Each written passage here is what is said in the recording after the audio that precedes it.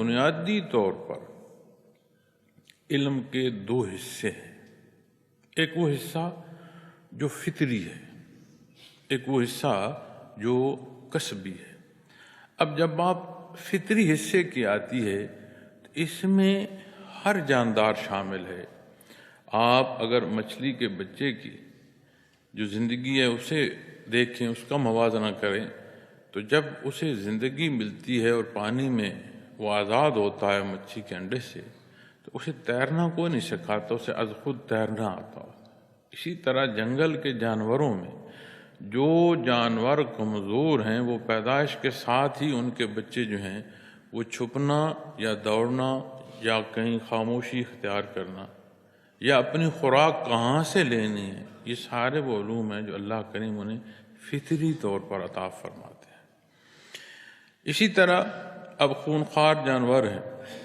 ان کے بچے جو ہیں وہ 3 مہینے آنکھیں نہیں کھولتے، وہ پڑے ہیں، بے سود پڑے ہیں، انہیں کوئی پرواہ نہیں ہوتی، اس لیے کہ انہیں خطرہ نہیں ہوتا۔ اور جن جانوروں کے بچوں کو خطرہ ہوتا ہے وہ پیدائش کے بعد ایک دفعہ اپنی ماں کا دودھ پی لیں تو وہ مشکل ہو جاتا ہے انہیں پکڑنا۔ تو یہ وہ علوم ہیں جو فطری طور پر ہیں۔ اسی طرح اللہ کریم نے انسان کے ساتھ جو عوارضات دنیا منسلک فرمائی ہیں، ضروریات زندگی کی جو تکمیل کے حصے ہیں، اس میں فطری جو علم ہے وہ اسے عطا فرمایا، جیسے اسے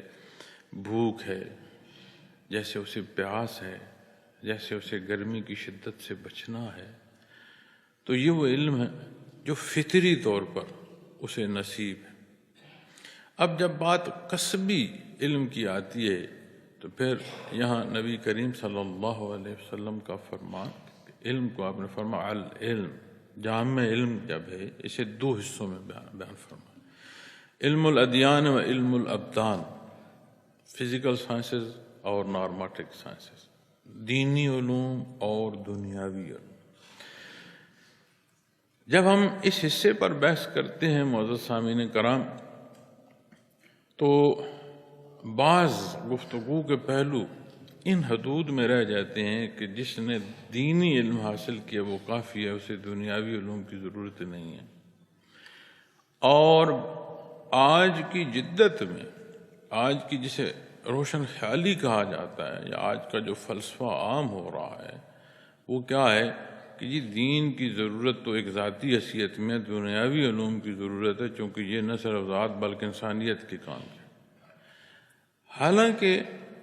بندے مومن کے لیے بڑا سادہ سا کلیہ ہے، جب بھی کوئی معاملہ پیش آ جائے اس معاملے کو آپ صلی اللہ علیہ وسلم کے حضور پیش کر دیا جائے، یعنی اس معاملے میں آپ صلی اللہ علیہ وسلم کا حکم کیا ہے، پسند و ناپسند کیا ہے، حدود کیا ہے، پھر وہ معاملہ عین اس حکم کے مطابق ہوگا جو رب کائنات نے عطا فرمایا۔ اب جب ہم تشریحات اپنی مرضی سے کرتے ہیں تو ہمارا مقصد اس مسئلے سے نہیں ہوتا، ہمارا مقصد اپنی ذات کے گرد گھوم رہا ہوتا ہے، مجھے کیا پسند ہے، میں کیا چاہتا ہوں۔ اب جب بات علم کے ان 2 حصوں کی آئے گی تو دینی اور دنیاوی علوم کو جب آپ جمع کریں گے تو اسے نبی کریم صلی اللہ علیہ وسلم نے العلم فرمایا، جامع علم۔ اب اس کی مثالیں آپ غزوہ بدر کے جو قیدی ہیں وہاں سے لے سکتے ہیں کہ جو لوگ اس قابل تھے کہ معاوضہ دے سکیں اپنی آزادی کا، انہوں نے اپنی آزادی کا معاوضہ دیا، کسی نے ذاتی طور پر کسی کا، کسی نے دیا، جس کا کوئی نہ تھا، حیثیت نہ تھی، اور اگر وہ پڑھا لکھا تھا تو نبی کریم صلی اللہ علیہ وسلم نے اس کا افزانہ یہ مقرر فرمایا کہ اتنی تعداد جو ہے بچوں کی مدینہ منورہ کی، انہیں آپ پڑھا دیں۔ اب جو کافر و مشرک غزوہ بدر میں آپ صلی اللہ علیہ وسلم کے مقابل صف آرا ہے، اس نے مدینہ منورہ کے بچوں کو کون سی فقہ اور حدیث پڑھانی تھی؟ ظاہری بات ہے کہ اس کے علوم جو ہیں وہ دنیاوی ہیں، تو دنیاوی علوم کا پڑھانا آپ صلی اللہ علیہ وسلم نے آزادی کا افزانہ مقرر فرمایا، سمجھ آتی ہے کہ کتنی اہمیت آپ نے دنیاوی علوم کو دی۔ اس سارے میں وہ علوم جو ہیں دنیاوی، وہ بندہ ان سے استفادہ حاصل کرتا ہے، اور جوں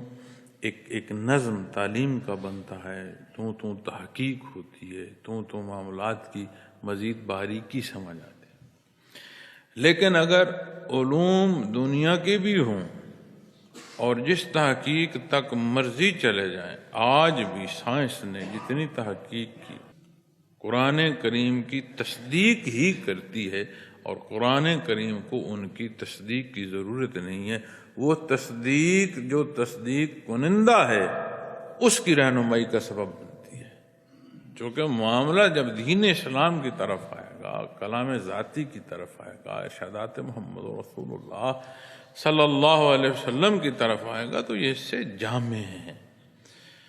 تو جہاں کمی بیشی ہے وہ جب دنیاوی حصوں میں بھی دسترس نصیب ہوتی ہے تو بھی فائدہ اسی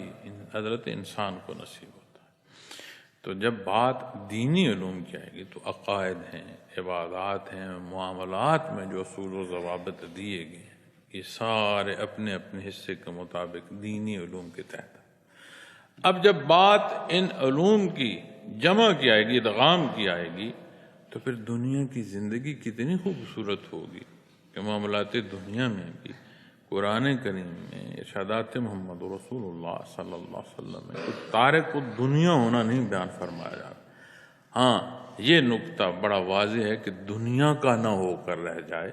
لیکن یہ نہیں فرمایا گیا کہ تارک الدنیا۔ جب بات اس حصے کی آئے گی تو پھر سمجھ آئے گی کہ صاحب علم ہے، کہ اس نے حق کو پہچانا، ہر طرح کے علوم دنیا کے حاصل کر لے اور محمد رسول اللہ صلی اللہ علیہ وسلم کو نہ پہچان سکے۔ اللہ رب العالمین کی کائنات میں رہتا ہو، استفادہ حاصل کرتا ہو، وحدانیت باری تعالیٰ تک نہ پہنچ سکے، اسے عالم کون کہے؟ وہ تو جہلا کا سردار ہو سکتا ہے، جاہل ہو سکتا ہے۔ تو علم وہ جس کا اثر مثبت ہو